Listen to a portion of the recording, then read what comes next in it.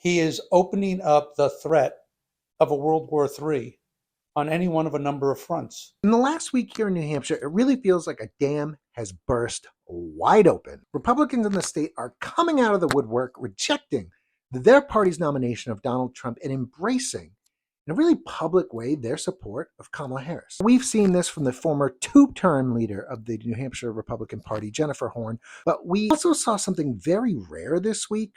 A sitting Republican state lawmaker, Dan Wolf, published an op-ed in the state's largest newspaper, the New Hampshire Union Leader, stating his support for Harris. This comes shortly after the Republicans for Harris coalition launched here in New Hampshire with major leaders, including Jim Steiner, a former Green Beret Special Forces veteran who's been involved in New Hampshire Republican politics for decades. We recently got a chance to sit down with Jim and talk about high level of interest he's seen from other Republicans in the state. Take a listen. Let me know what you think in the comments. Have you heard of any Republicans looking to make a switch this election?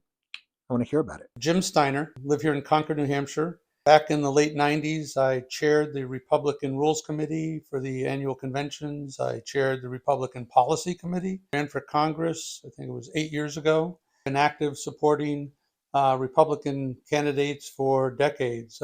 He is opening up the threat of a World War III on any one of a number of fronts. He just doesn't appear to have the intellect, even to study the issues.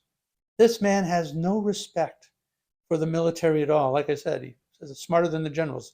No, he's not. He says he'll become a dictator on day one. He will weaponize the Justice Department to go after his political opponents. Those are very scary statements. And the truth in them goes back to January 6th.